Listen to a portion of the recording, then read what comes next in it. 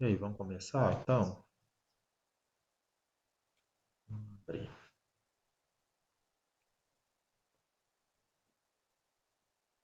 Podemos ou não? Espera mais Eu um acho que pouco. sim, Espera mais um Daniel. pouco. Aí agora começou a dar eco de novo na minha voz. Agora parou o eco. Tem hora que vem, tem hora que não vem. Beleza. A primeira a parte do curso aí que eu preparei é só uma introdução sobre catálise. Na aula da semana passada, né, que a gente estava lá na sala, eu fui e mostrei aí o que é a definição do catalisador, né, que é um catalisador comercial, como ele deve ser. Então, um catalisador comercial, ele deve ser ativo, seletivo, estável em relação às condições térmicas do processo e à natureza do substrato, suficientemente resistente ao atrito, pouco friável, ou seja, quebradiço, possuir uma longa atividade, ou seja, uma vida útil longa, e se por qualquer fenômeno perdê-la, ser possível restaurá-la ao nível inicial, economicamente, por meio de uma reação química facilmente execuível. Então, o que um catalisador tem que ser? Ele tem que ser ativo e seletivo, primeiramente, né? Numa reação que a gente está querendo trabalhar. Depois, ele deve ser estável em condições térmicas, porque os processos geralmente catalíticos têm temperaturas altas. Ele também tem que ter uma resistência física mesmo grande por causa de atrito, por causa do tipo de reator que ele estiver trabalhando. Então, ele tem que ser pouco quebradiço e ter uma vida útil longa. E também, se ele perder essa atividade, que a gente possa restaurar ele facilmente. Então, regenerar esse catalisador. Essa é a definição do catalisador comercial que o Remo Ciola fala no livro dele. Acho que entrou alguém agora. Deixa eu ver. Permitir. Olá, Daniel.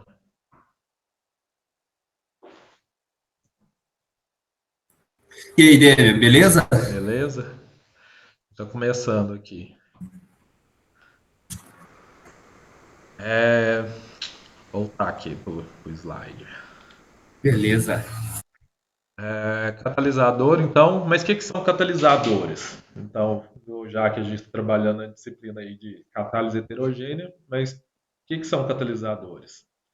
Os catalisadores são substâncias que aumentam a velocidade para se atingir um equilíbrio químico, e as reações levadas a efeito em presença de tais substâncias são chamadas de reações catalíticas. Ou seja, esse catalisador é o pozinho mágico de uma reação, assim por dizer, brincando, que ele vai fazer com que a reação aumente a velocidade. Na verdade, não só aumentar a velocidade, ele deve ser seletivo para aquilo que a gente está buscando, porque ele pode, numa reação, ele pode produzir N produtos. Então, a gente quer que seja seletivo para aquele produto de interesse que a gente está querendo atingir, né? Então, na catálise heterogênea, a gente trabalha aí com os catalisadores sólidos, geralmente, né? Porque se a gente tá trabalhando com sólido, por exemplo, essa figurinha que eu coloquei aí, a gente pode trabalhar a reação tanto na fase líquida, colocando esse sólido, que aí a gente pode, depois que fizer a reação, separar ele do meio reacional, por exemplo, por filtração. Então é fácil de separar ele lá no final. Ou também, se estiver trabalhando uma fase gasosa, a gente passa o gás sobre o catalisador, que é sólido, e também, como é gás, então depois a gente passa uma corrente de algum inerte e consegue limpar esse catalisador com qualquer coisa que ficou dissolvida, por exemplo, em cima desse material sólido, né? E a gente consegue recuperar ele e utilizar de novo. Beleza. Aqui eu vou falar um pouquinho aí sobre a catálise e a termodinâmica, né? Que tá. Vou colocar já tudo aqui. A comparação aí, o que a catálise e a termodinâmica falam, né?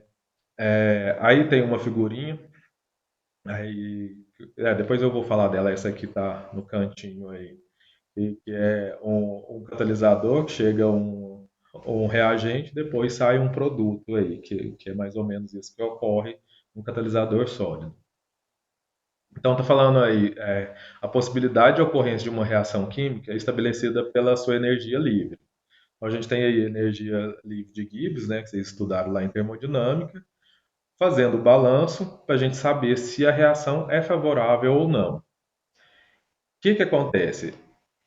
Quando a gente está trabalhando com catalisador, primeiro a gente tem que saber se a reação é favorável. Não adianta a gente colocar um catalisador para uma reação que ela não é favorável. Ou seja, se ela não é termodinamicamente favorável de acontecer, não adianta colocar qualquer outro catalisador ou qualquer outro reagente que a gente não vai conseguir que a reação se processe. Então é isso que está falando aí. O que mais? O catalisador não viabiliza as reações, então, termodinamicamente desfavoráveis, e o catalisador também não altera nem o ΔH nem o ΔS da reação, nem a variação da entalpia, nem da entropia da reação. Então, ele vai trabalhar em outros lugares, não com essa parte termodinâmica. No outro aí, o que está falando? O catalisador ele também não altera o equilíbrio da reação. Pois o K de equilíbrio e o ΔG, né, independe da sua ação. Então, o K de equilíbrio também não é modificado, tá? Quando a gente está fazendo uma reação química. Por isso que eu coloquei essa reaçãozinha aí de A, de 2A dando B. Dá para ver a ponta do mouse na hora que eu estou mexendo? Aí? Sim, sim. Tá. Beleza. Então, aí, o K de equilíbrio, o que é? Qual que é a conversão lá no equilíbrio? A gente tem uma quantidade de reagente e depois a gente vai ter qual que é a composição máxima de produto que a gente vai atingir numa certa reação. Então, a gente tem o K de equilíbrio. O catalisador não consegue fazer com que a gente ultrapasse esse K de equilíbrio lá da reação. Ele consegue sim aumentar a velocidade que a gente vai atingir o equilíbrio, mas ele também não consegue ultrapassar essa quantidade que a termodinâmica fala, né, que a gente vai conseguir. O que mais está falando aí? Não se pode obter no processo catalítico uma conversão maior do que é previsto termodinamicamente. Então é isso que eu acabei de falar. Então o K de equilíbrio é atingido e a quantidade que a gente pode atingir numa reação, também o catalisador não consegue ultrapassar. Então, a gente só vai fazer a reação um pouco mais veloz. É isso aí. Então, qual que é o papel de um catalisador na reação, né? O catalisador, ele diminui Isso é o que eu encontrei na internet. Opa. O celular aqui está conversando comigo. Qual que é o papel do catalisador numa reação? O catalisador ele diminui a energia de ativação da reação, atuando nas etapas intermediárias, oferecendo um caminho mais fácil para que ocorra a reação, né? Então tem essa reação de 2A levando a B, e tem essa figurinha aí, que está falando aí, por exemplo, que a gente tem um A que vai transformar em B lá no final. Então seria os 2A que vai reagir ele mesmo, formando um B. Só que a gente tem um morrinho aí que é a energia de ativação. Essa energia de ativação é importante porque senão tudo na natureza ia estar sofrendo reações químicas sem parar. Por exemplo, a gente tem hidrogênio e oxigênio no ar, que seja. Os dois iam estar reagindo sem parar, formando água, por exemplo, a água estaria sendo decomposta hidrogênio e oxigênio sem parar também.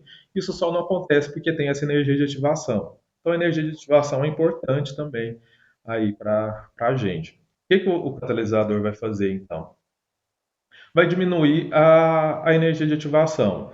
Então, por exemplo, numa reação sem catalisador, ele precisaria dessa energia aqui, é uma variação de energia bem grande, para conseguir transformar o A em B. Porém, com o catalisador vai diminuir, então, essa energia de ativação. Então, vai ter uma quantidade de energia menor necessária para que a reação ocorra. Tá? Mas está mostrando aí nessa figura. Deu para entender isso aí?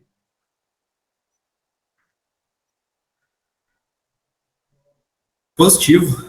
Beleza, isso aí vocês devem ter visto lá nas outras disciplinas aí com o Marcelo, né? Em reatores, assim, como chama lá, cinética, né? Também. Aham, eu sei. Aí está falando, como consequência da diminuição da energia de ativação, o catalisador aumenta muito a velocidade da reação, pois a constante de velocidade depende exponencialmente dessa energia. Então a gente tem essa equação aí. Lembra o nome dela?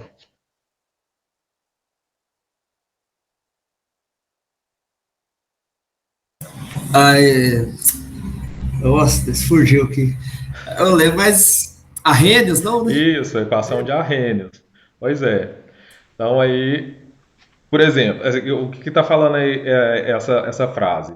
Que se a gente está diminuindo a energia de ativação, ou seja, esse fator aqui, a energia de ativação vai diminuir, vai aumentar muito a velocidade da reação, né? Que é o menos negativo aí da exponencial. Então, como vai diminuir essa energia, vai aumentar então o K. O que ele mostra aí nessa figura? Então, que se a gente tem uma reação ocorrendo aí dessa 2A gerando B, a reação sem catalisador procederia dessa forma aqui. Já com o catalisador, ela vai ser muito mais rápida. Então, num curto período de tempo, ela já vai atingir o equilíbrio que ela atingiria sem o catalisador. Tá vendo? Esse aqui é a concentração de B, na verdade, né, do produto que a gente está querendo produzir. Ele vai ser produzido mais rápido em função do tempo. Então, num tempo bem menor, ele conseguiria produzir aquilo que levaria mais tempo para se produzir se não tivesse o catalisador. Beleza. Aqui está falando que existem reações que têm sua velocidade fortemente aumentada pela presença de certas substâncias, embora a energia de ativação do sistema não altere. Beleza. Espera aí, deixa eu voltar aqui.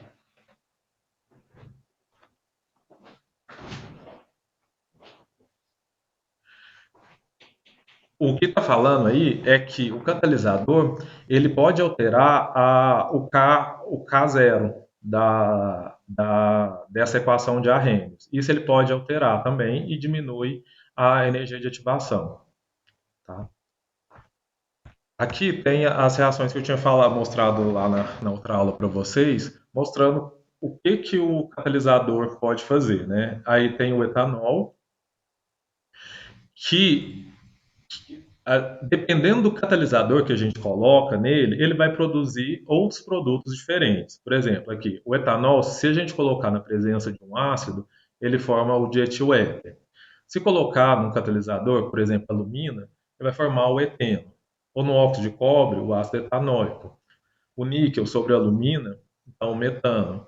Ou uma peneira molecular, aí, a ZSM5, produziria o benzeno. Então, seria uma outra reação. Então, por isso que a gente fala que o catalisador ele é seletivo também. A gente sempre busca o catalisador com uma maior seletividade.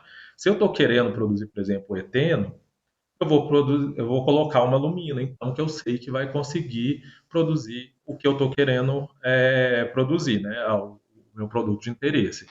Então não adianta a gente tentar colocar outros, porque ele vai ser seletivo para outro tipo de reação, outro tipo de produto aí na catálise mesmo, durante a reação.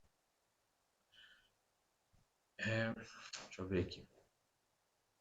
A variedade das reações se deve a diferentes propriedades superficiais dos catalisadores, os quais participam das etapas intermediárias, dirigindo a transformação química do reagente em uma determinada direção.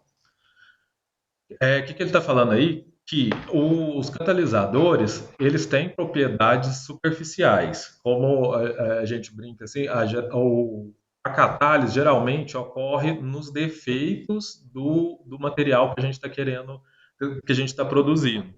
Então, por exemplo, a gente coloca um óxido lá, um óxido de cobre ou um óxido de outro metal, e é em cima desse óxido, em cima dos defeitos que os cristais desse óxido tá lá em cima da superfície, que vai acontecer a catálise. Vai ser em cima, que a gente chama o sítio catalítico, é em cima do defeito dos cristais que estão dispersos lá em cima do catalisador.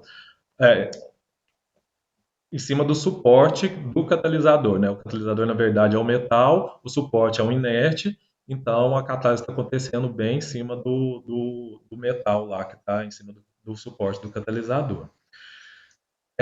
Isso envolve muitas etapas também, porque geralmente em catálise o pessoal trabalha muito com mecanismos de reação. Então, mas isso para a gente, que a gente não tem muitas técnicas de ver intermediários de reação, fica um pouco limitado. Mas tem grupos de pesquisa em catálise de química orgânica que trabalham só com mecanismos. Então, assim, dependendo do catalisador que a gente estiver abordando durante o estudo, eles vão conseguir definir quais são os intermediários que estão sendo formados em cada etapa para saber qual que é o caminho que o catalisador está fazendo percorrer o reagente até sair no produto que está querendo ser de interesse, sabe? Eu nunca trabalhei com essa parte de mexer com o mecanismo mesmo da reação. Para mim só interessa o reagente que eu estou colocando, o catalisador e o produto final que está saindo lá do meu reator. Porém, a gente tenta entender o que está fazendo com que aquilo esteja produzindo o material de interesse. Por exemplo, eu trabalho durante o meu mestrado, eu trabalhei com a reação de Fischer-Tropsch, que é uma reação, assim, é bem interessante, que ela pega a mistura de hidrogênio e de CO, faz uma polimerização e vai formar hidrocarbonetos com maiores pesos moleculares.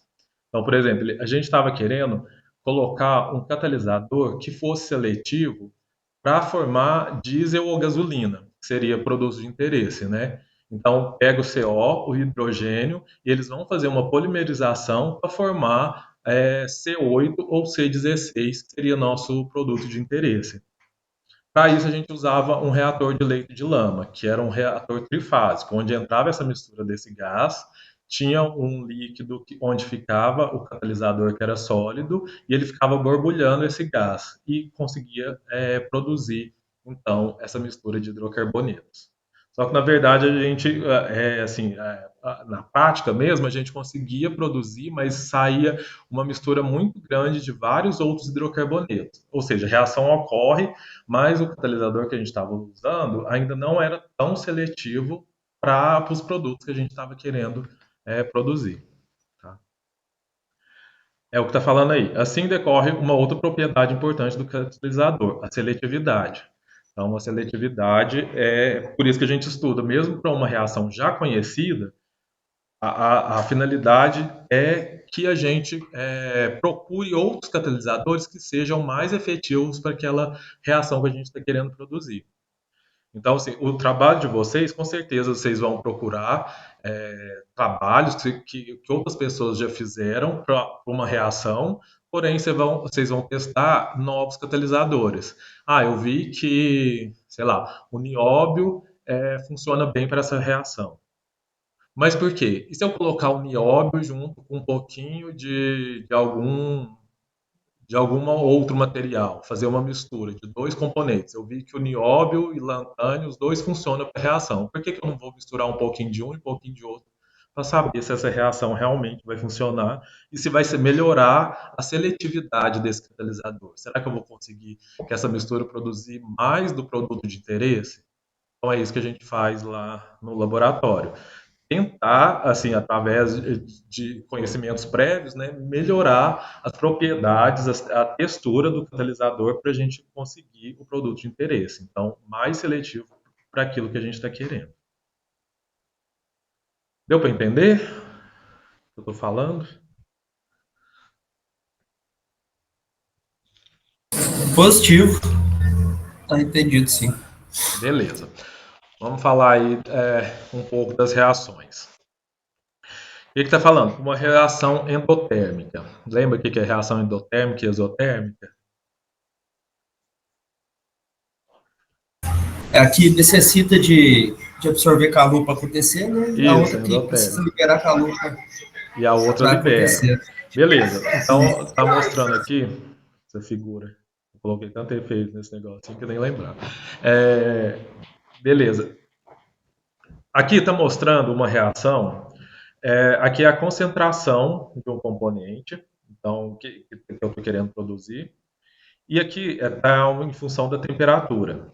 Então, por exemplo, ó, aqui é a curva de equilíbrio desse componente aí da reação. Eu devia ter colocado a reação aí. Mas tá produzindo aí o componente que eu quero. E esse aqui é o limite. A termodinâmica me deu essa curva aqui de limite, tá? Então é isso que eu falei lá nos primeiros slides. Beleza. Aí o que eu vou ter? A reação, se eu não tivesse catalisador, eu teria que operar ela em temperaturas maiores para ela conseguir uma conversão perto do equilíbrio.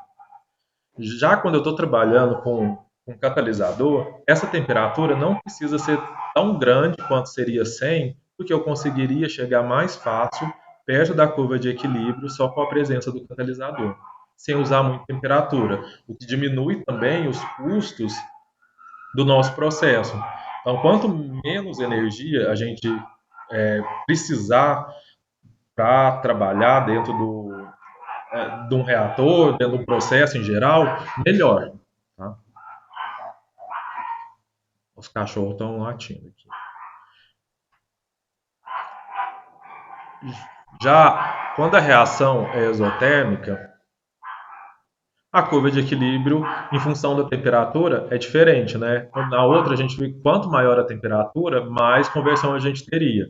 Nessa, já, como a reação é exotérmica, ela libera calor, então a gente precisaria é, tirar o calor do nosso processo. Então, se a gente está aumentando a temperatura, menor vai ser a conversão aí, a concentração vai diminuindo com o aumento da temperatura.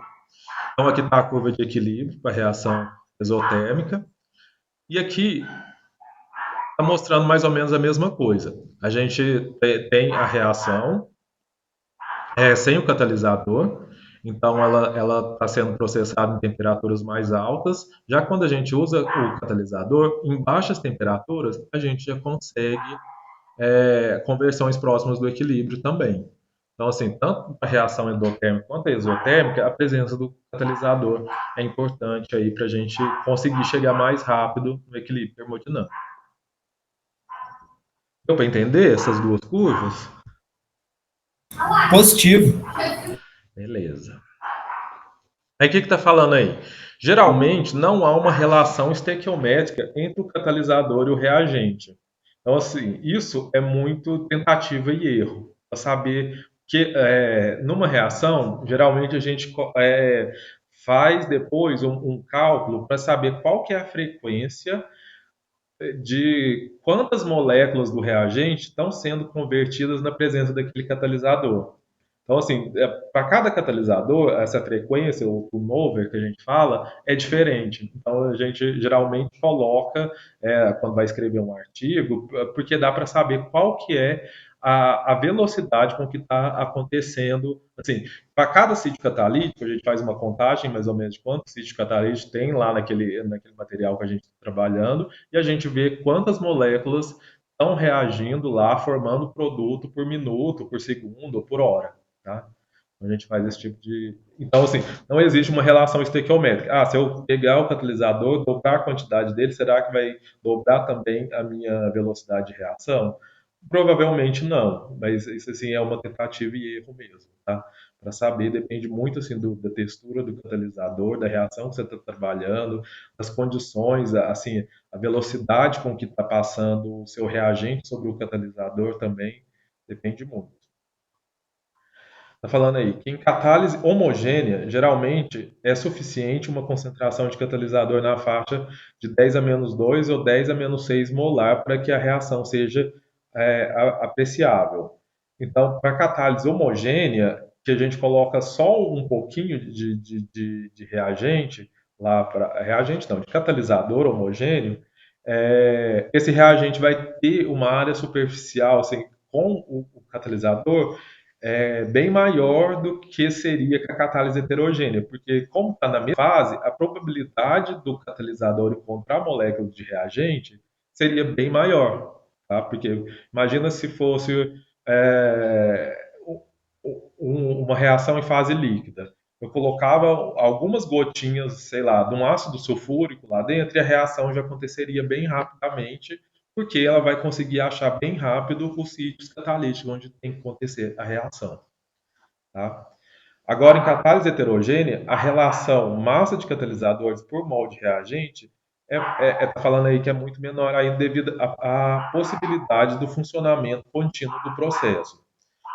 Isso vai depender também do processo que você está trabalhando. Se for em fase se você estiver numa fase gasosa, geralmente não tem reciclo. A gente coloca uma vazão baixa de um gás passando em cima do catalisador e ele vai tendo a conversão continuamente. Então a gente vai medindo aquela conversão. Mas é importante fazer um estudo dessa velocidade também. Geralmente, quanto menor a vazão desse gás sobre o catalisador, mais vai ter a conversão. Então, assim, o tempo de residência do reagente dentro do reator vai ser menor, consequentemente, talvez a produção do seu produto de interesse seja maior. Tá?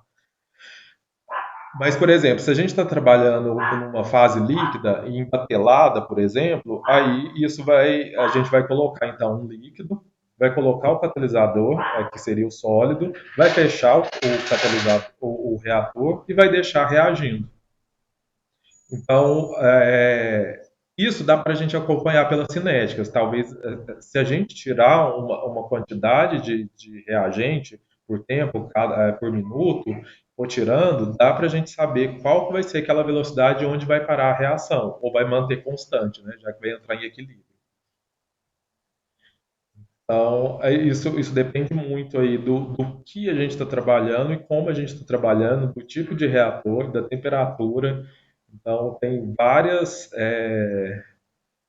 fatores que influenciam aí nessa taxa, nessa velocidade da catálise mesmo.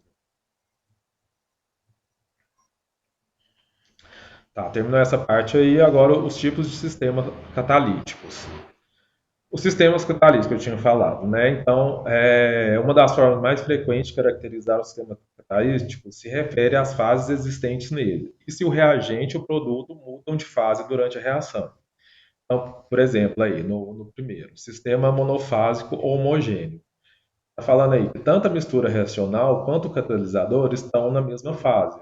Então, nessas reações aí, a gente tem todos os reagentes, por exemplo, o SO2, o oxigênio, o mesmo produto, o SO3, está na fase gasosa. E a gente usa como catalisador o NO2, que está na fase gasosa. Então, seria uma catálise homogênea mesmo, tá acontecendo. A mesma coisa nessa outra reação aí. Está todos líquidos e a gente tem aí o ácido sulfúrico também líquido formando, atuando aí nessa reação para que ela ocorra. Tá? Então essa é a catálise homogênea. Aí já o bifásico seria já a catálise heterogênea, onde a gente tem o catalisador numa fase e os reagentes e produtos em fases diferentes, né? Falando aí, nesse sistema não deve ser não há mudança de fase entre os reagentes e produtos, sendo que a outra fase está formada pelo catalisador. Então, aqui nessa reação, tem esse reagente está gasoso, esse também gasoso, formando outro gasoso. Porém, o catalisador está na fase sólida. Então, tem o ferro na fase sólida, formando aí tanto os reagentes produtos na fase sólida. Esse tipo de reator seria esse de leito, onde eu tinha que desenhar para dar para ver, mas na aula passada eu desenhei um reator em forma de U, por exemplo, onde tem o catalisador fica suportado num reator onde passa a fase gasosa. Então ele está lá e o gás vai passando em cima da superfície do sólido.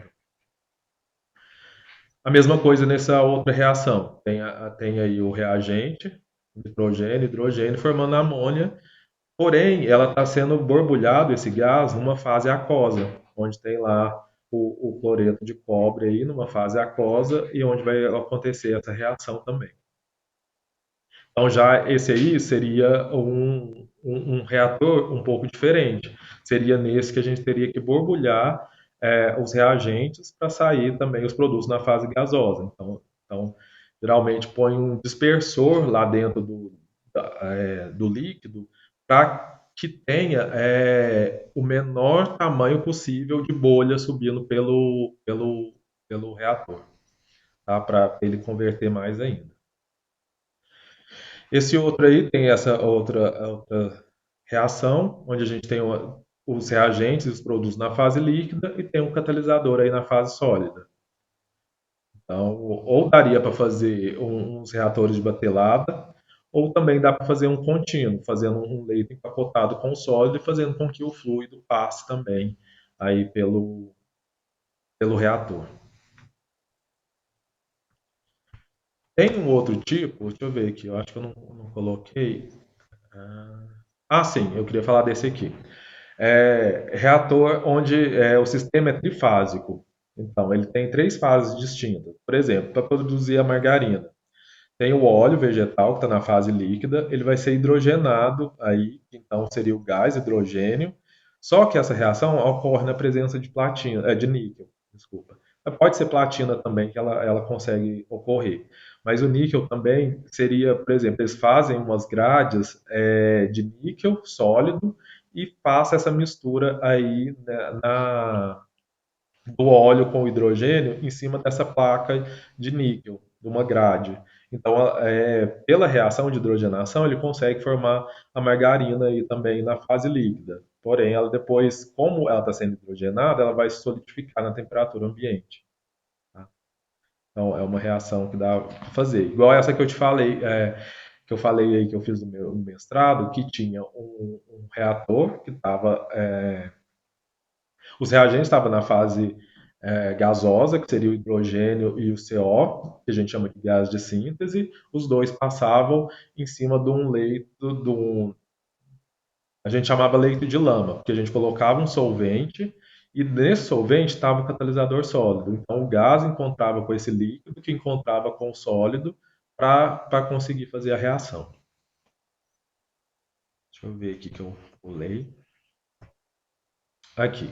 Essa é a figurinha que eu tinha mostrado lá no começo, o que eu gosto. Essa é uma figura até do grupo de catálise lá da UFSCar, que eles utilizam isso aí mostrando o reagente chegando em cima do sítio do catalisador e depois ele muda de cor, mostrando que ele sofreu alguma reação aí.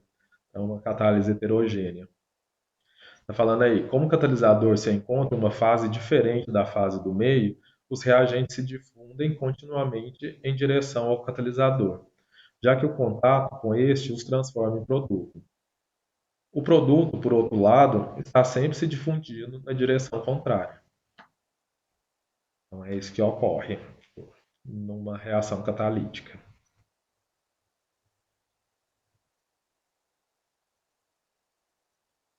Essa aqui é um outro sistema aí que mostra quando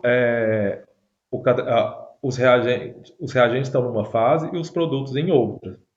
Por exemplo, aí a gente tem uma reação que é o hidrocarboneto, está na fase gasosa, reagindo com a água na fase líquida, na presença desse sal aqui, sulfato de prata, né?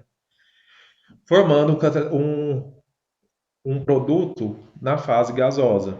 Então, assim, a gente está vendo que tem várias fases aí envolvidas aí na nossa reação. Ou, por exemplo, o carbono com o oxigênio produzindo CO2. Então, o carbono, ou seja, o coque, né, está reagindo com o oxigênio na presença desse catalisador sólido, formando um outro gás. Então, assim, tem várias configurações de vários sistemas em fases diferentes, então, que a gente consegue trabalhar. Até tem muita gente que trabalha com reação em outra fase ainda, na fase plasma, que ela não está nem gasosa nem líquida. Então, eles estudam isso para conseguir que tenha, assim, para estudar mesmo o efeito dessa outra fase de plasma com o catalisador. Talvez, geral, assim, eles consigam maiores conversões ou seletividade mudando ainda nessa outra fase aí de outra fase da matéria, né? No grupo de catálise que eu trabalhava lá na França, quando eu fiz o doutorado, eles trabalhavam muito com isso. Eles colocavam o etanol na fase plasma para conseguir fazer esse tipo de reação. Eu falei esse. Agora aí, propriedades gerais dos catalisadores sólidos. Peraí, deixa eu beber um água.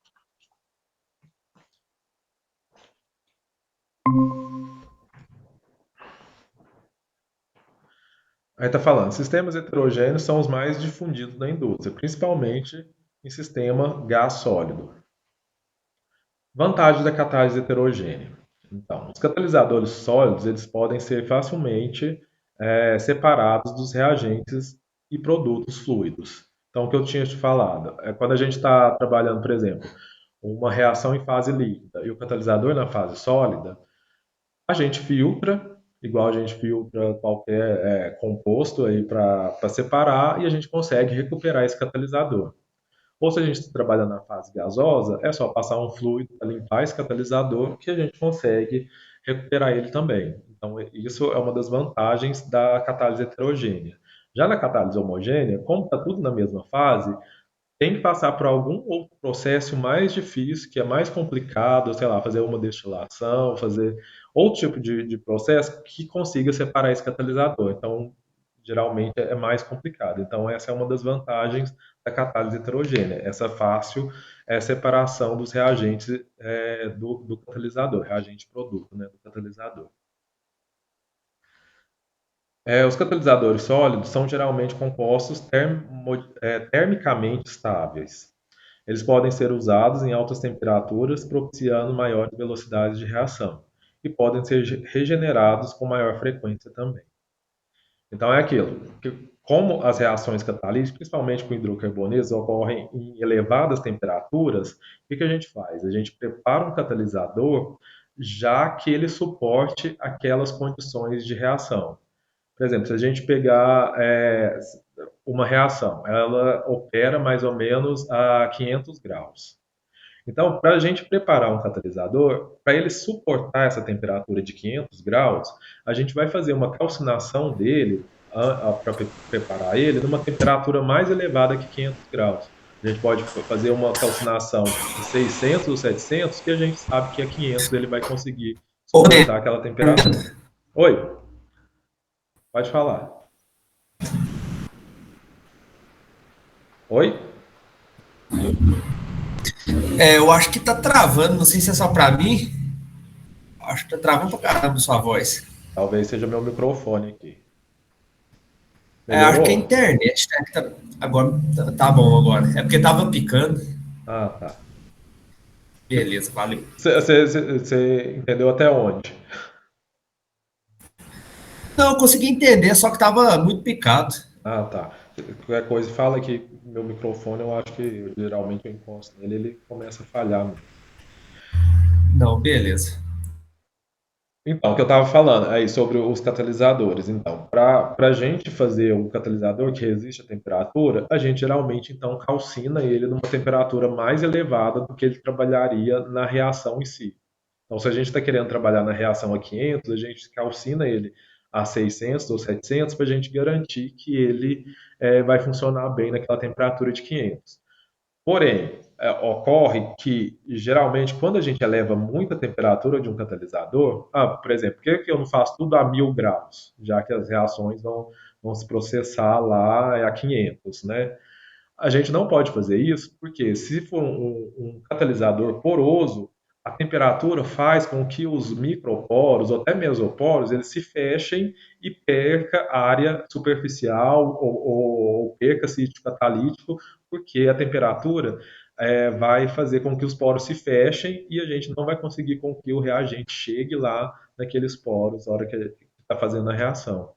Então, por isso, assim, quanto menor a temperatura de calcinação, geralmente melhor é as propriedades do catalisador que a gente está querendo trabalhar, tá?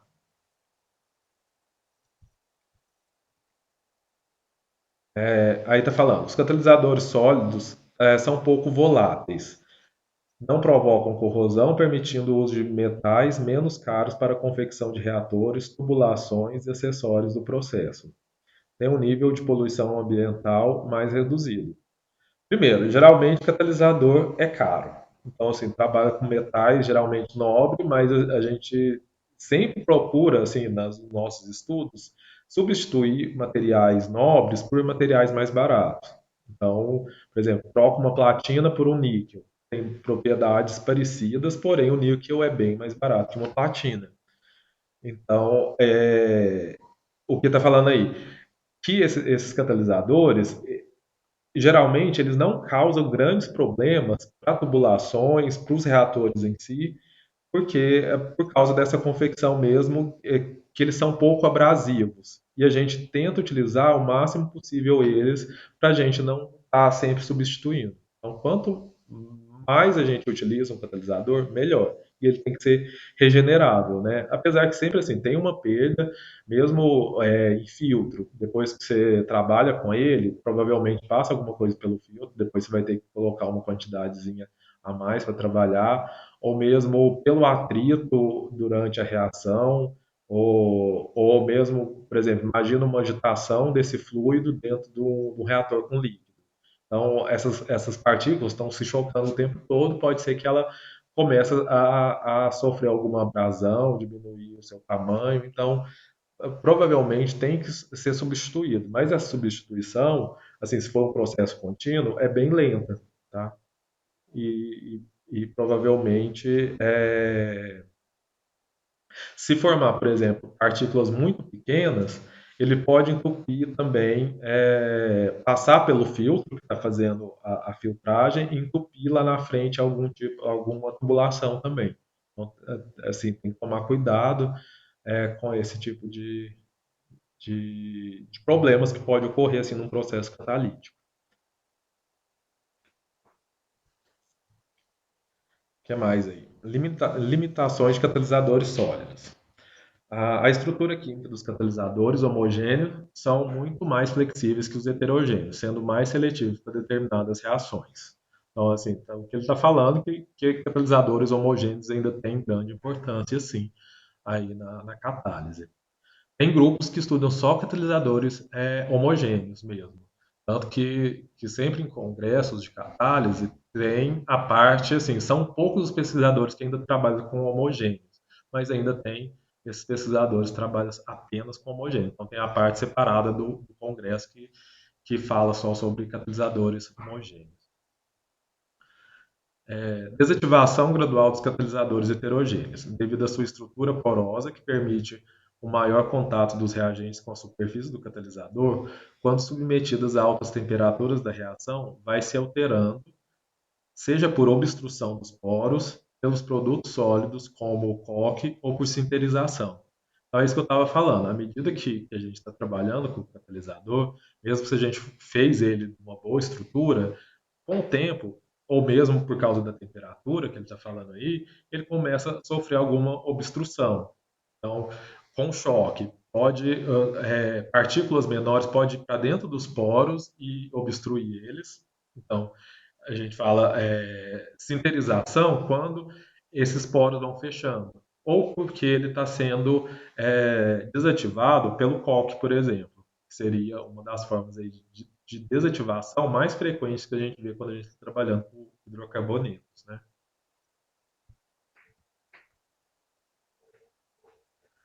A porosidade dos catalisadores. Os catalisadores sólidos são porosos, a fim de permitir uma maior disponibilidade da sua superfície catalítica. Porém, em alguns casos, não há essa necessidade.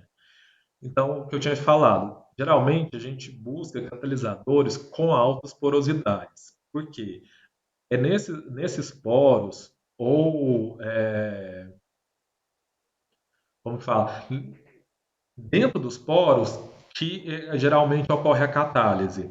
Eu vou mostrar depois uma figura que mostra peneiras moleculares que faz geralmente a seletividade já para o produto de interesse dentro do poro do catalisador. Mas tem a figura ali para frente, eu vou mostrar como que é. Aqui, essa figura está mostrando o catalisador do nosso carro, sabe? Que tem lá no escapamento, onde está entrando aí a mistura. Cadê meu mouse? Aqui.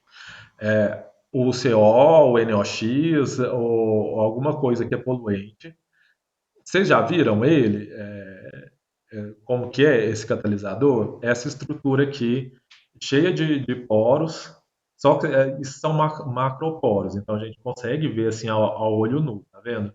ele é desse formato aqui. Aqui já tem mais um zoom aí em cima da superfície. Então, onde tem os metais aí preciosos, como platina, paládio, ródio, onde que eles fazem? Chega o CO, o CO2, ou o NOx, e ele consegue converter a produtos mais inofensivos. Por exemplo, o NOx vai formar N2, né, o nitrogênio comum, o CO forma o CO2 e a água para a gente conseguir diminuir a poluição ambiental ou mesmo para a gente respirar, né? Então, eles conseguem fazer essa conversão. Então, essa estrutura porosa, ela é inerte. Porém, em cima dessa estrutura porosa, estão esses metais aí, que são os sítios catalíticos onde vai ocorrer a reação. Deu para entender, mais ou menos? O que é? Positivo. A gente Esse aí chama... deve ser cara, porque eles roubam pra caramba. Eles roubam isso? Aham, demais. Eu não sabia disso, não. Nossa Deus, você dá bobeira, eles roubam do carro do pessoal, Que isso? esses catalisadores. E será que é para pegar esses metais? É, eu sei que eles abrem e eles tiram o metal, depois eles vendem. Então deve ser isso, para pegar o Joga fora metal. a Por exemplo, porque carcaça. platina, todos esses são metais claros, né? Por exemplo, platina é mais clara que o Aham, ouro. Você juntar mas assim, pois é. como está muito disperso, não deve ter, sei lá, deve ter 0,25 gramas de platina no total, nem isso. Então, assim, é muito disperso. Então tem que juntar muito, muito catalisador aí dos carros para conseguir uma quantidade suficiente para ver. Esses blocos Pois é. aqui, esses blocos são chamados de monolito. Que assim, tá vendo que ele já ele tem essa forma quadradinha para o gás já passar por ele e assim, para não ter uma perda de carga muito grande, porque tá vindo uma quantidade bem grande de gases aqui, né, de combustão. Então ele já vai passando, reagindo para sair de lá convertido. Então o tempo de residência dele é muito curto, então ele tem que reagir rápido mesmo.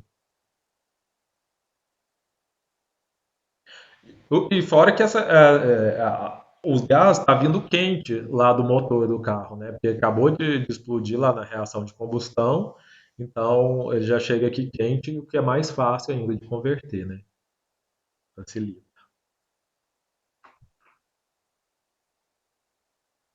Vamos ver o que mais. Aí tem a figurinha aí, deixa eu mostrar na aula passada também, de outros catalisadores porosos. Então, esse aí tem os poros, assim, esses são macroporos, né? Então, dá para ver mesmo os poros do catalisador a olho nu. Geralmente, isso não é uma regra, tá? Aliás, isso é uma exceção, onde a gente consiga ver os poros do catalisador. Para a gente conseguir ver realmente, a gente tem que fazer técnicas como microscopia, geralmente sim, com microscópio ou de varredura ou até mesmo de transmissão, que tem um zoom bem maior, a gente consegue ver os poros do catalisador que a gente produz. Tá? Aí tem as bolinhas de alumina. Então, a alumina geralmente ela funciona como suporte. Porém, a alumina ela tem sítios ácidos. A alumina é uma mistura de alumínio com silício. Então, ela geralmente, a carga do alumínio está desbalanceada, então ela tem um sítio ácido. Então, para quem trabalha com catálise ácida, que precisa de sítios ácidos, ela própria funciona como catalisador.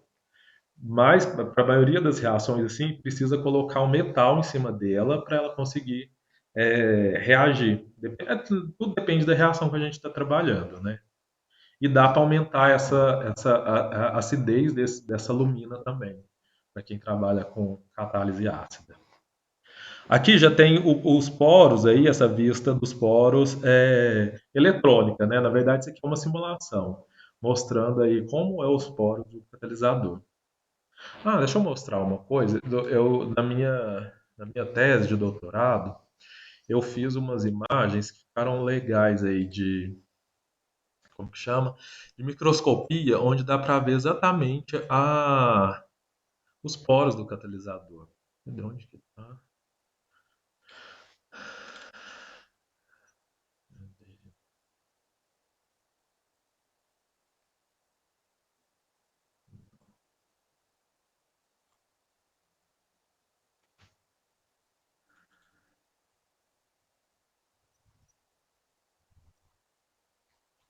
ver se esse aqui. No meu doutorado eu trabalhava com. Eu fazia mesoporos. Quer ver? Deixa eu mostrar aqui. Aqui. Então, eu fazia esse material aqui. Essa aqui é a micrografia com o MEV. Então, aqui, ó, aqui está com um zoom aqui, essa barrinha representa que desse tamanho ele tem 10 micrômetros. Já aqui, ela já está em 5 micrômetros, né? Ou micrômetros também. Então, assim, está um zoom bem maior. Porém, aqui já não dá para ver o poro do catalisador, dá para ver a partícula, tá vendo? A partícula é toda irregular, não tem uma conformação específica. Porém, depois, se eu aproximo mais ainda, olha aqui do jeito que fica. Essa já é do MET, da microscopia eletrônica de transmissão. Então, eu peguei uma partículazinha dessa, fiz o zoom mais aqui, ó, tá vendo? Essa barreira já tem 20 nanômetros, essa 25. Então, já dá para ver os poros do catalisador, tá vendo? Lá, ele tem essa geometria hexagonal aqui. E se a gente vê de lado, esse aqui já é esses poros vistos de lado, tá vendo? Então, ele forma vários poros bem longos. Então, a catálise ocorre dentro desses poros aí. Esse aqui foi Então, um bacana demais. bacana, né? Eu acho, bem legal mesmo. Esse aqui foi um dos materiais, só que eu produzia três diferentes. Aqui, ó. Esse aqui o outro era MCM41, esse é o 48. Esse aqui, tá vendo? Forma já esferinhas. Então, tem várias esferinhas, porém, os poros lá, ele não tinha, na MCM41, lá tinha só em uma direção, vocês viram? Nessa aqui já tem várias direções. Quer ver como que é o material? Não tinha, sei se eu pus a fotinha aqui. Depois eu mostro aqui. Tem um terceiro aqui, aqui. Esse aqui já formava lamelas, então eram placas de silício com o sulfactante, que seria para separar essas placas. Porém, a hora que eu calcinava, o que era orgânico sumia tudo, né? Tudo que era orgânico sumia e ele formava placas, assim. Aí, olha aqui, como que ela ficava. Parecia, tipo assim, eu vi isso aqui e falava assim, nossa, é um pé de alface isso aqui. Porque aí a hora que fazia o zoom, aí dava para ver os poros aí, tipo, ele ficava bem irregular, mas essas folhas depois de calcinada, né? Então elas tipo colapsavam. Vou mostrar a figurinha aqui mostrando a diferença deles, os três materiais. Dá para ver.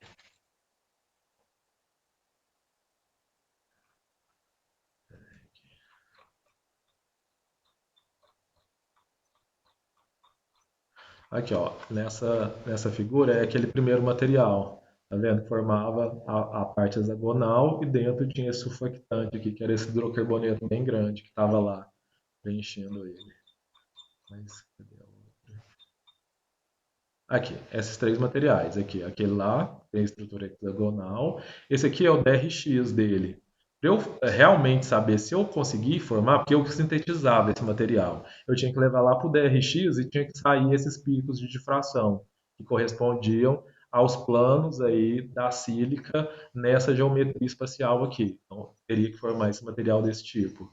Já o segundo, que não tinha os poros em uma única direção, igual era esse aqui, já formava vários tipos de poro em várias direções. Então tinha que formar essa difratometria de raio-x dessa forma.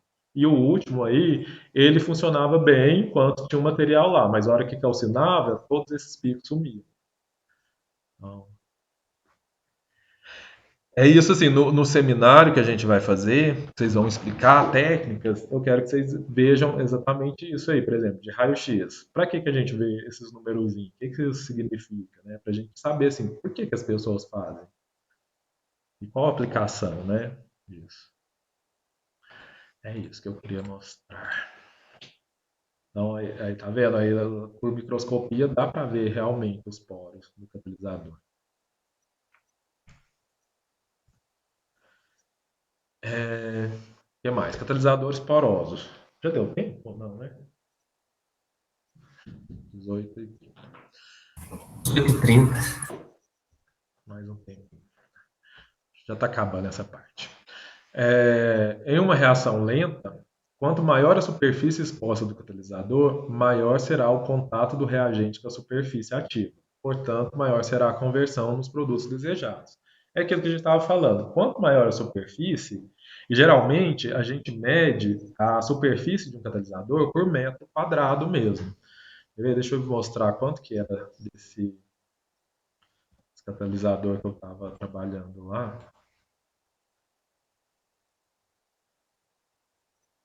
Você vê que é uma coisa muito grande. Vou ver aqui.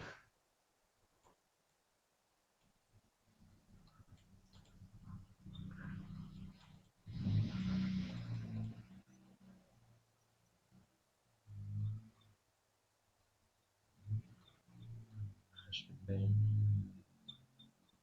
É esse aqui.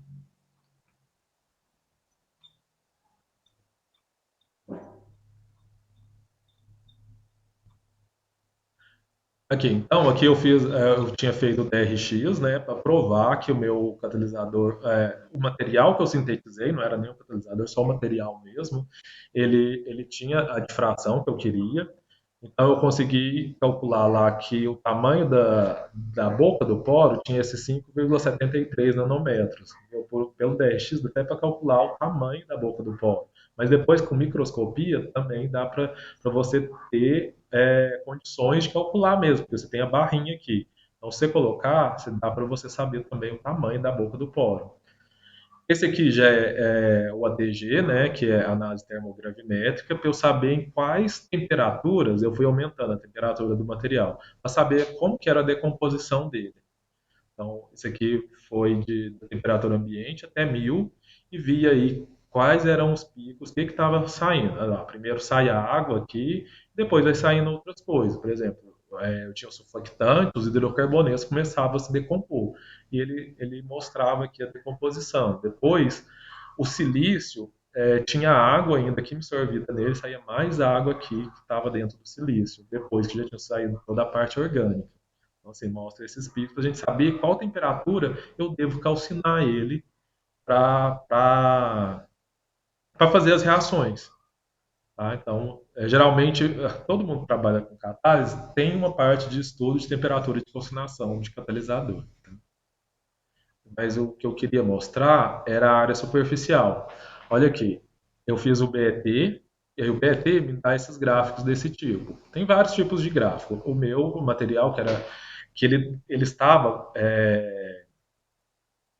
Não, esse aqui já estava desobstruído os poros, eu tinha calcinado ele aqui. Então, ele conseguia chegar à área superficial de 757 metros quadrados por grama. Imagina, 1 grama desse material, que era só uma sílica, ele tinha 750 metros quadrados. É muita coisa. Imagina um terreno nosso, assim, das casas em geral, aqui em Ouro Branco, 300 metros quadrados.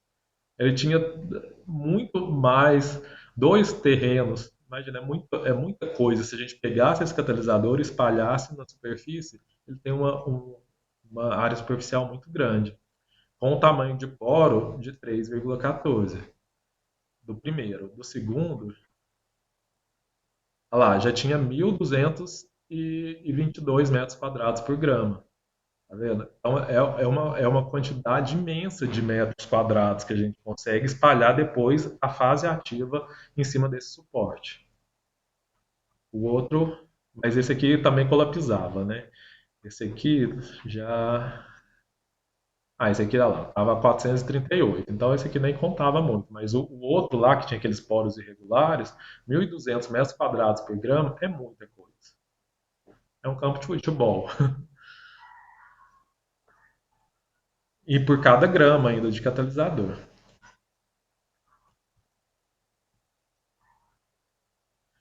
É aqui que eu tinha parado? Então, está falando aí, uma reação lenta, quanto maior a área superficial exposta do catalisador, maior será o contato do reagente com a superfície ativa. Porém, maior será a conversão dos produtos desejados. É isso aí. Quanto mais a área superficial, mais vai ter superfície de contato o reagente encontrar lá o sítio ativo, né? A solução para esse problema é o uso de catalisadores porosos. Então, catalisadores porosos, tipo esse que eu estava mostrando, eles têm muitas áreas superficial, o que apresenta uma superfície interna até milhares de vezes maior que a área superficial externa. Então, assim, a gente tem a área externa e tem a área interna do catalisador. Então, por exemplo, tem pessoas, grupos que trabalham só com síntese de materiais. Assim, nem aplica. Eles querem produzir materiais com maior quantidade de poros. E tamanhos diferentes de poros também. Porque se for microporos, tem uma propriedade diferente dos mesoporos, por exemplo. Tá? E aí, aqui tem uma relação aí falando. O volume específico do catalisador é dado por o volume de poros, é o volume de vazios internos sobre a massa da partícula. Mas isso depois a gente vê, a hora que a gente estiver falando de BET, que a gente vai fazer esses cálculos, a gente vai ver isso mais aprofundado. Então, o volume de poro é os vazios internos de dentro da partícula. Aí tem aí uma comparação aí de alguns catalisadores que, na verdade, suportos, né?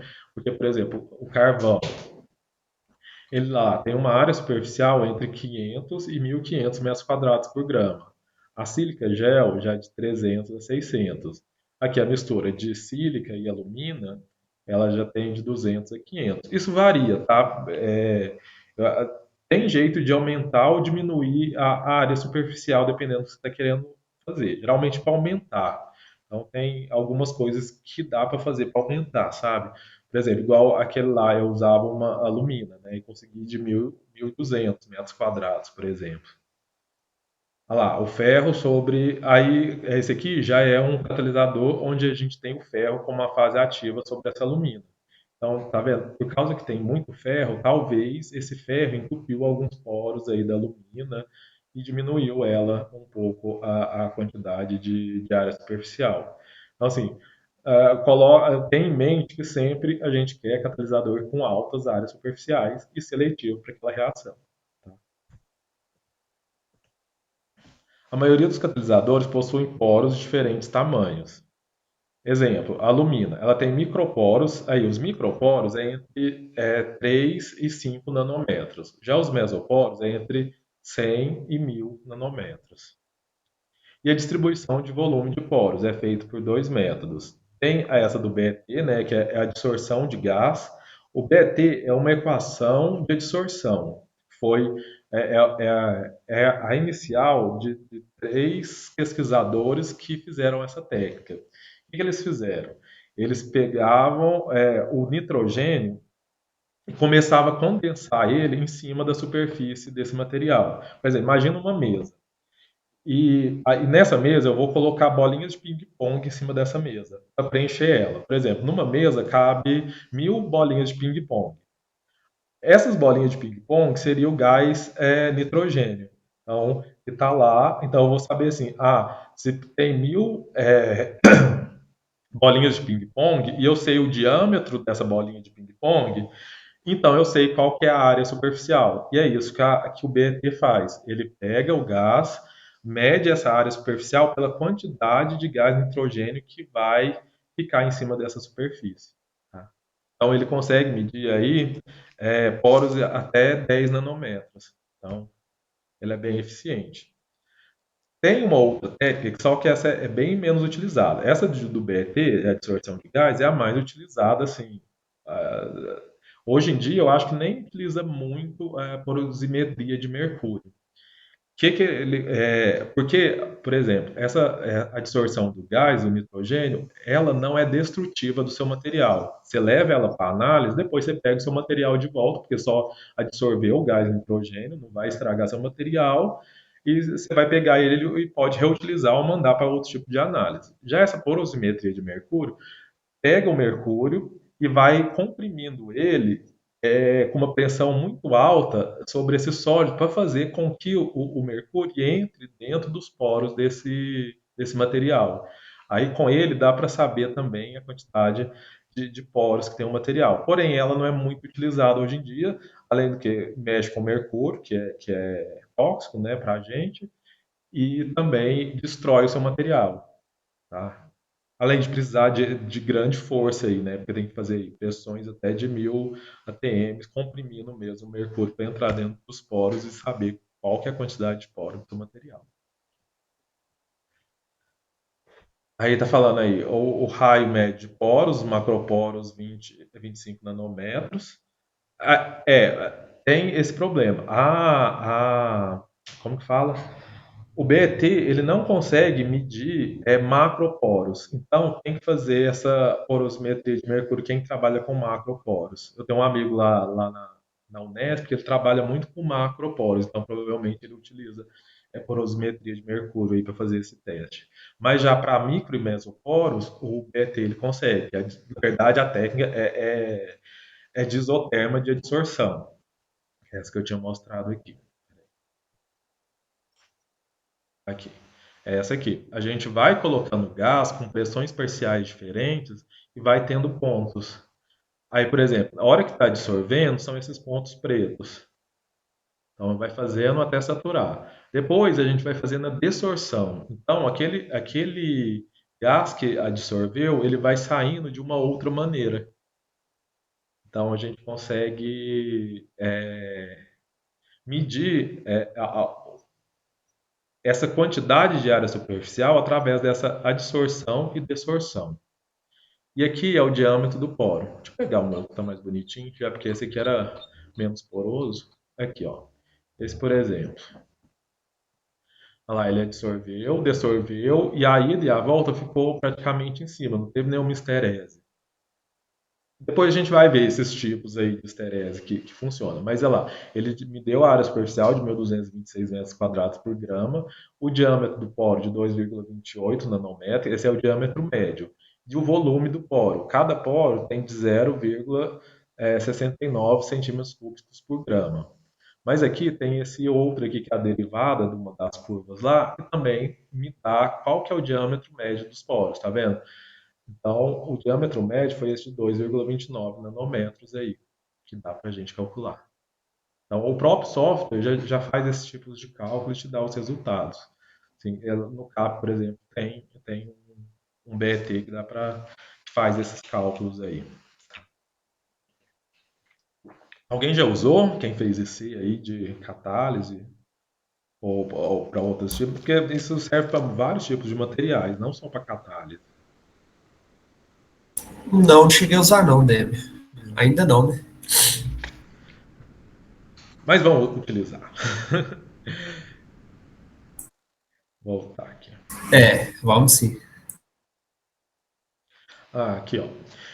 Essas figurinhas são legais aqui. Que mostra. Aqui está falando seletividade do próprio material. Aqui tem o catalisador. Esse aqui é um poro do catalisador. Tá? Então, o que ocorre lá na catálise mesmo? O que está ocorrendo? Por exemplo, essa aqui é uma zeólita, a ZSM5.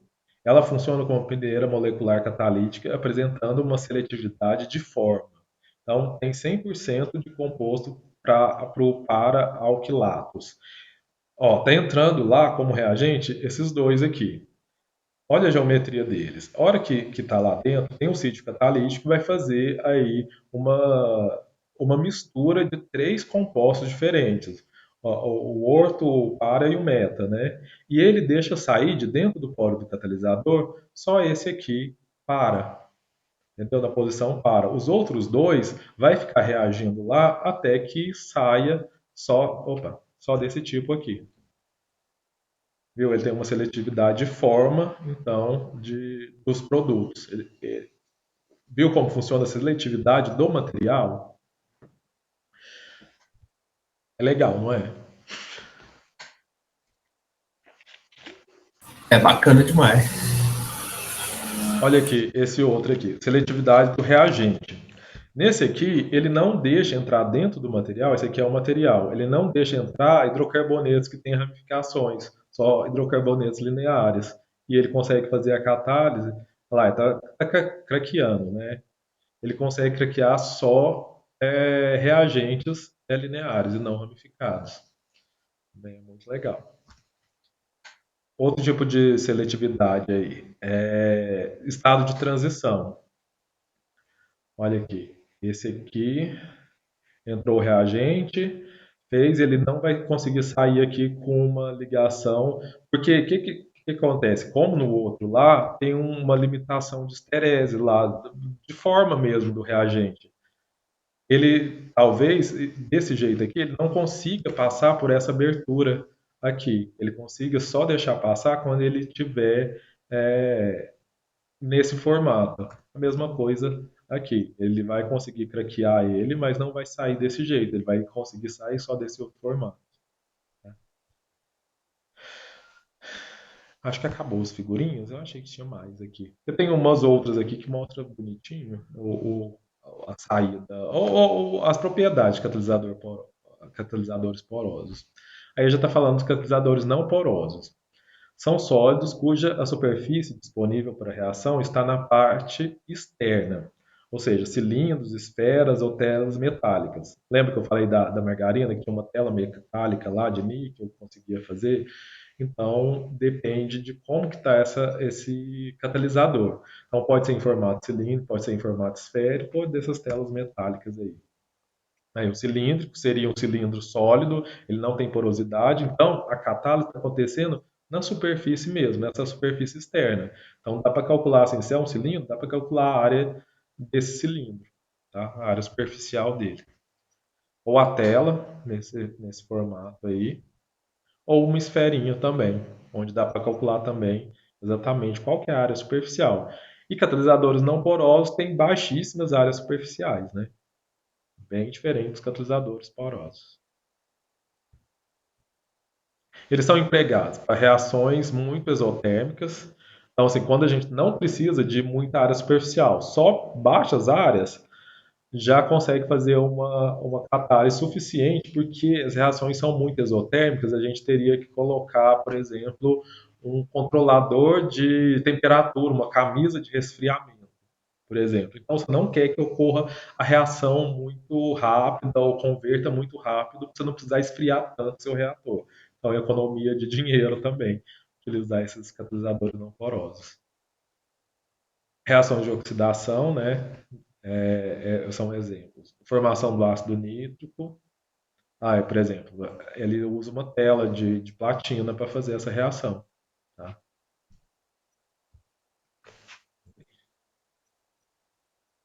Essa quantidade de energia. Falando, a alta temperatura de superfície do catalisador acarreta em velocidades de reações muito elevadas, tornando desnecessário o uso de catalisadores porosos. Então, por isso que está falando. O caráter químico dos sítios ativos.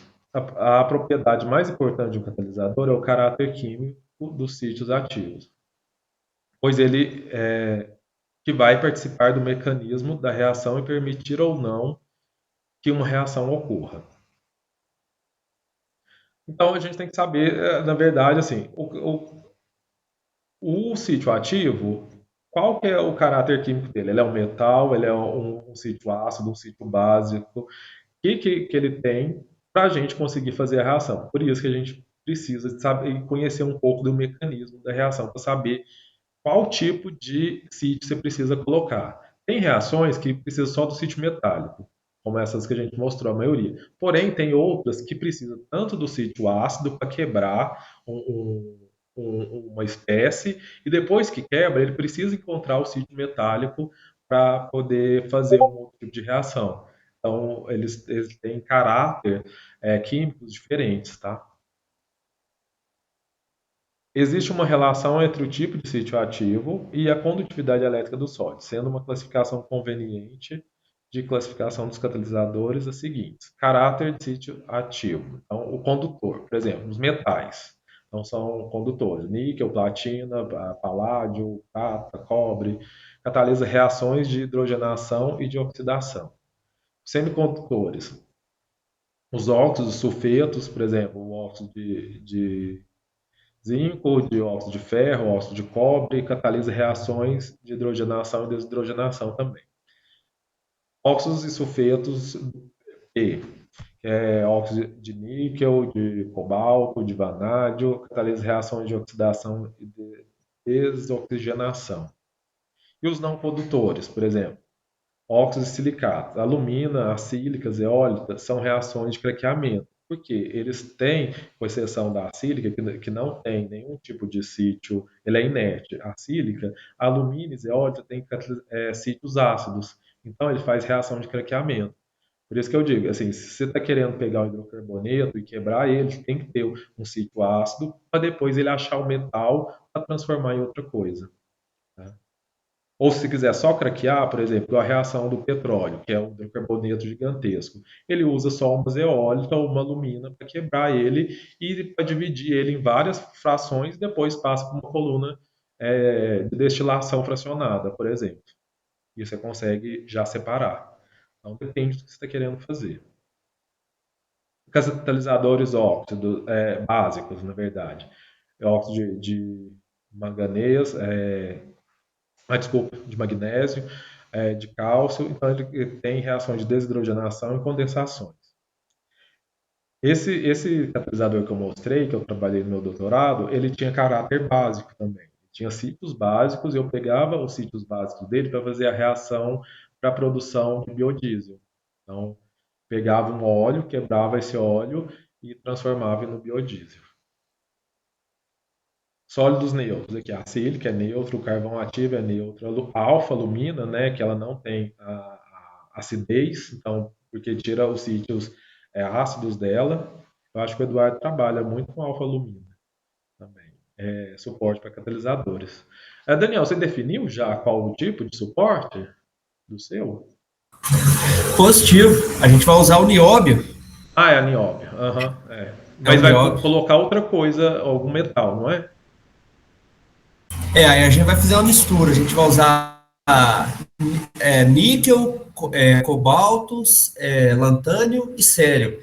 Aí a gente vai fazer uma mistura de todos eles, né? Assim, níquel, lantânio, níquel, cério, níquel, cobalto. Não, cobalto, lantânio, cobalto, cério, níquel, lantânio e níquel, cério. E aí a gente vai suportar eles no nióbio. Beleza. Aí, viu? Como que é feita a catálise? Ver quais tipos de sítios são ativos na reação e testar misturas diferentes. É isso mesmo. Aí tá falando aqui também de outros tipos de não condutor, seria resinas orgânicas também. Então, resinas ácidas que conseguem fazer reações, por exemplo, a reação de esterificação. Né? Quebrar os ésteres e formar ácidos. Quebrar éster formando ácido. Eu acho que vou parar por aqui. Aí na próxima aula eu vou falar sobre como preparar catalisadores. Então a gente vai ver mesmo como se prepara esses catalisadores. Beleza, Débora. Tranquilo. Gente, dúvida nesse tanto de coisa que eu falei, é muita coisa, né? É complicado. É só uma dúvida seguinte, o DRX, depois que faz a preparação do catalisador, ele dá um direcionamento bom, né? Se o nosso catalisador está bem preparado. Eu estou meio preocupado com isso. Sim, é isso mesmo. É aquilo que eu te falei, que eu estava mostrando lá na minha... Deixa eu voltar aqui. Olha lá, o DRX que eu fiz no meu material. Eu tinha que formar esses picos aqui. Provavelmente no seu deve ter vários picos, mas em ângulos maiores, porque como são óxidos de metais, eles vão estar em maiores ângulos. Mas dá para ver exatamente quais são e quais tipos formaram. Por exemplo, se tiver duas configurações, assim, por exemplo, cobre 1, não, cobre 2 e cobre 3, por exemplo. Dá para ver se formou esse óxido de cobre 2 e de cobre 3, por exemplo, pelo DRX, entendeu? Pelos picos, porque geralmente ele forma um cristal, uma partícula pequenininha, cristalina. Então, a hora que o feixe de raio-x bate na sua amostra, ele dá uma difração. Aí ele difrata e a gente consegue saber exatamente o que formou. Ah, não, então ótimo, beleza.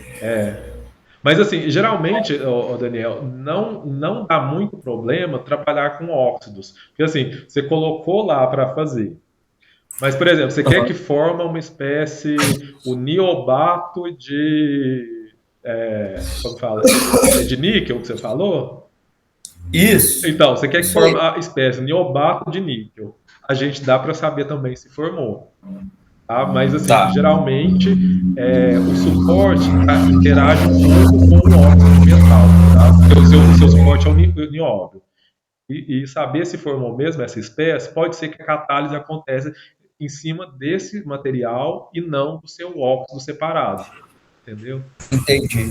O Basta até pediu para eu mandar para o DRX a amostra calcinada e sem calcinar. Aí eu tenho que mandar as duas. Acho que Isso. ele quer essa diferença aí. Porque aí dá para saber, assim, o que que você formou, a hora que você acabou de fazer a mistura, que a gente chama de precursores, né? Depois que calcinou, ainda tem uma terceira etapa. Eu acho que o seu material você vai ter que reduzir ele para usar, não é? Isso aí. Então os óxidos, todos os óxidos foram formados durante a calcinação. é, a gente vai elevar numa temperatura tal que a gente vê lá pelo eu não tenho uma aqui. Mas, assim, para saber qual que é a temperatura de redução do seu material. Isso está na literatura. Por exemplo, o óxido de níquel, ele reduz passando uma corrente de hidrogênio, sei lá, a 500, estou chutando, não sei exatamente qual que é não. Então, você passa, deixa um certo período e vai ver se ele reduziu completamente. Seria legal se a gente conseguisse reduzir e já levar para o DRX o material reduzido para ver se tudo que era óxido foi reduzido a metal. Entendi. Entendeu? Mas, Mas mas, a assim, eu redução. acho que isso não vai ser possível fazer. Mas saber durante a síntese e depois que você calcinou, eu aconselho que você faça não só o DRX, mas o BET, hora que você acaba de fazer e depois que você também faz a calcinação. Entendi. A redução, não sei como que o Basta vai querer, mas a gente vai fazer a Mas é calcinação essa insisto, semana. porque o que acontece? É a redução. Você passa uma corrente de hidrogênio, tudo que é óxido vai virar metal. Só que se Aham, você tirar o reator de lá e for tentar guardar, o próprio oxigênio do ar começa a oxidar tudo de novo, que você reduziu. Entendeu? entendi. Então, Aí é assim, bom tem isso. jeito de fazer uma coisa que a gente chama passivação. Passar uma corrente bem, assim, fazer a redução e passa uma corrente bem diluída de oxigênio para ele oxidar só por fora. Então, aí lá Entendi. dentro ele continua reduzido. É como se fosse a ferrugem, mas ao contrário. Assim, não, na verdade é a ferrugem mesmo. Assim, imagina um cano normal de aço que você faz uma oxidação só superficial para o ar não chegar mais interior e que você leva para o DRX. Você vai ver uma parte lá que vai estar oxidada, mas a maioria vai estar reduzida ainda. Entendi. Então, beleza. Bacana demais. É bacana.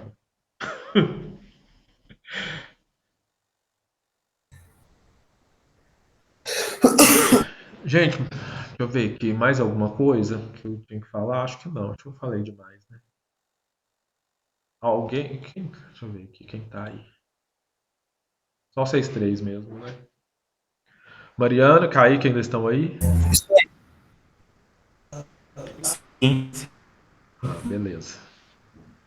Eu vou tentar depois colocar essa aula aí para os outros que não vieram assistir.